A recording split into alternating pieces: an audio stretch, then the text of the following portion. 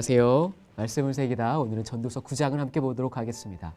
우리가 읽고 있는 이 전도서는 인생의 목적과 가치에 대한 소논문입니다. 전도서 기자는 철저히 회의론자이며 허무주의자입니다.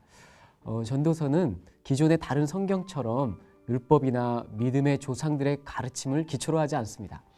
오직 자신의 경험과 관찰을 기초로 염세주의적 용어로 전도서를 펼쳐나갑니다. 이 책이 전도서라고 이름이 붙어 있어서 우리가 오해하고 있는 것이 아주 많은데요. 우리가 생각하는 전도하다라는 뜻이 아닙니다. 우리가 생각하는 전도는 이 신약 성경에서 기록된 복음, 즉 헬라어로 하면 유앙겔리온인데요. 전도서는 그런 뜻이 아닙니다. 전도서는 히브리어로 코엘레스로 회중 앞에서 말하는 사람입니다. 그러니까 많은 사람들이 모여있는 그 장소에서 말하는 사람이 바로 코엘렛입니다. 그러니까 사람들이 모여있는 그 자리에서 자신의 경험과 철학, 신학을 말하는 자를 코엘렛이라고 했습니다.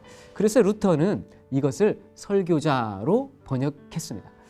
그러니 전도자라기보다는 설교자 혹은 많은 회중들 앞에서 가르치는 자라고 이해하시는 것이 더욱 좋습니다. 실제로 전도서의 내용 자체가 우리가 생각하는 전도하고는 전혀 다릅니다. 전도서의 주제는 1장 프롤로그와 12장 에필로그에 기록되어 있는 모든 것이 헛되도다입니다.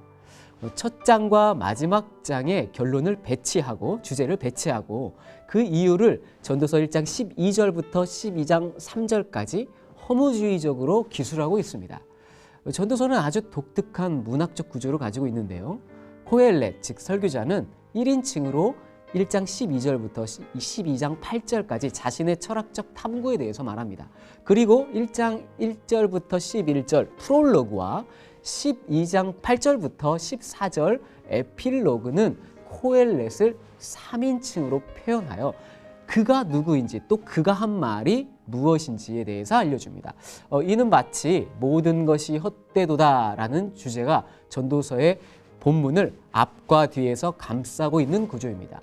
이런 배경을 이해하며 코헬렛이 말하고자 하는 바를 들을 때 전도서를 제대로 이해할 수가 있습니다. 오늘 우리가 읽은 9장은 전도서 전체에서 가장 우울한 장입니다. 일관되게 회의주의적으로 문맥이 진행되고 있습니다. 사람이 누구든지 무엇을 하든지 상관이 없이 죽음이 모든 것을 무의미하게 함을 반복적으로 가르쳐주고 있습니다.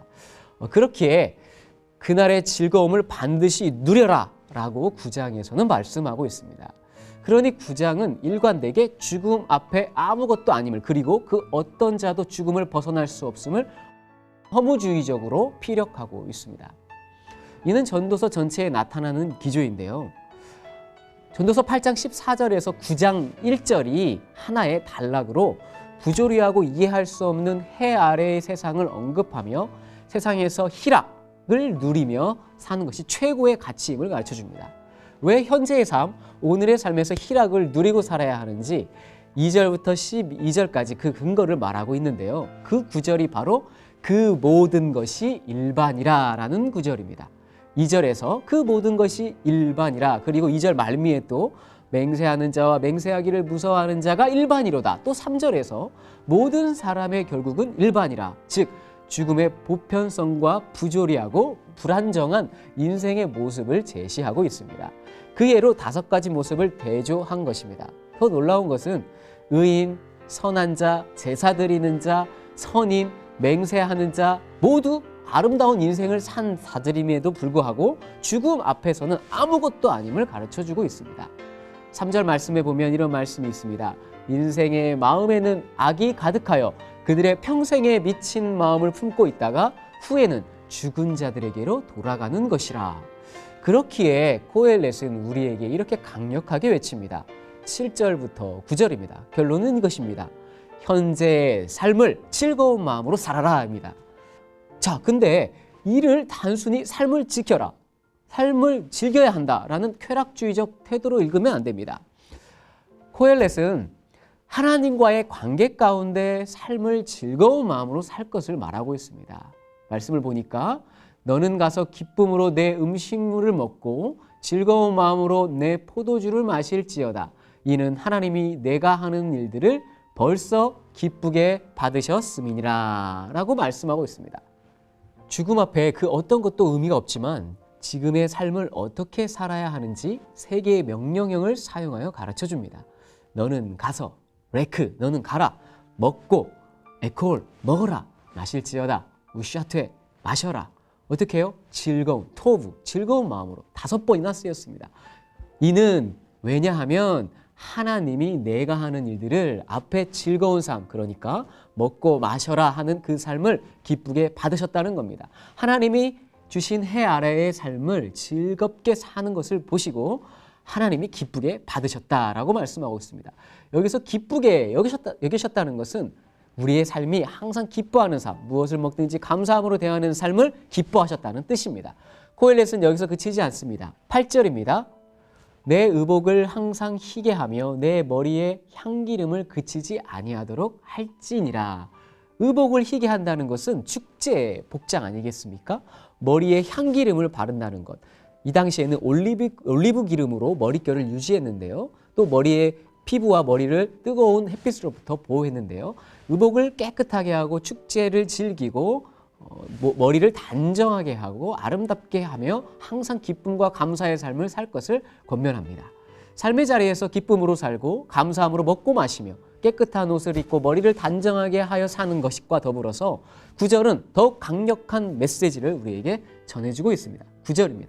내 헛된 평생의 모든 날 곧 하나님이 해 아래에서 내게 주신 모든 헛된 날에 내가 사랑하는 아내와 함께 즐겁게 살지어다. 그것이 내가 평생의 해 아래에서 수고하고 얻은 내 몫이니라. 아멘. 9절은 코엘렛이 전하는 최고의 삶이 무엇인지를 가르쳐 줍니다. 7절에서 먹고 마시는 즐거움, 8절에서 의복을 입고 기름을 바르는 즐거움, 9절에서는 가정 속의 아내와 함께 즐거움을 누리라는 권면입니다. 코엘렛은 죽음 앞에 인간에게 주어진 기쁨은 오로지 이것뿐임을 가르쳐주고 있습니다. 여기서 우리는 두 구절, 7절과 9절 말씀을 9절을 한번 주목해 봐야 합니다. 이는 하나님이 내가 하는 일들을 곧 하나님이 해 아래에서 내게 주신 이란 이 두 구절을 주목해야 합니다. 죽음 앞에 아무것도 할 수 없는 허무한 인생일지라도 하나님이 해 아래에서 우리에게 주신 것이며 그 인생을 하나님 앞에 살 때 하나님이 내가 하는 모든 일들을 기뻐하신다는 뜻입니다. 특별히 7절 벌써로 쓰인 히브리어 케바르는 이미라는 뜻입니다. 하나님이 우리의 모든 일들을 이미 기쁘게 여기셨다는 뜻입니다. 이는 과거에만 국한된 것이 아닙니다. 과거, 현재, 미래의 모든 일들을 기뻐하신다는 것입니다. 비록 죽음 앞에 허무주의적 기조로 우리에게 인생을 즐기라고 마치 쾌락주의를 외치는 듯하지만 전혀 그렇지 않습니다. 그래서 9절에서도 하나님이 해 아래에서 내게 주신이라고 쓰지 않았겠습니까? 하나님이 주신 인생입니다. 죽음을 향해 가고 있지만 그 인생을 하나님이 주셨다는 것입니다. 그렇기에 우리의 삶을 하나님이 주신 삶으로 여기고 살아야 합니다. 우리는 지금 사순절을 보내고 있습니다.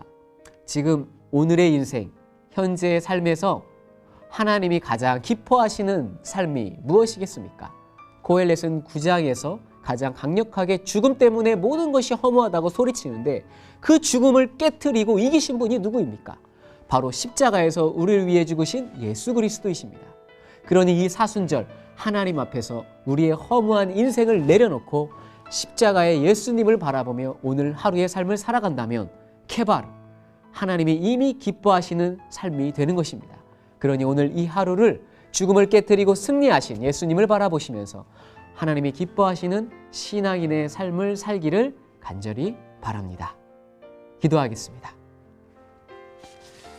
우리에게 해 아래의 인생을 허락하신 하나님 아버지, 빠른 경주자들도 용사들도 지혜자들도 명철자들도 지혜인들도 아무리 자신의 능력이 많다고 대단한 업적을 남길지라도 죽음의 때를 피할 수 없음을 고백합니다. 그런데 우리는 마치 대단한 일이라도 한 것처럼 자랑하기에 바쁘고 나를 드러내기에 안간힘입니다. 그리고 우리의 마음에는 악이 가득하여 평생 미친 마음을 품고 살아갑니다. 이제는 하나님이 주신 해 아래의 삶에 악독과 광기를 버리게 하시고 하나님이 기뻐하시는 오늘의 인생을 살아가는 하루가 되게 하여 주옵소서. 그리하여 우리의 삶이 죽은 파리가 내는 악취가 아니라 그리스도께서 보여주신 희생과 사랑 그리고 생명의 향기를 내뿜는 하루가 되게 하여 주옵소서. 지혜의 근본이 되시는 예수 그리스도의 이름으로 기도드리옵나이다. 아멘.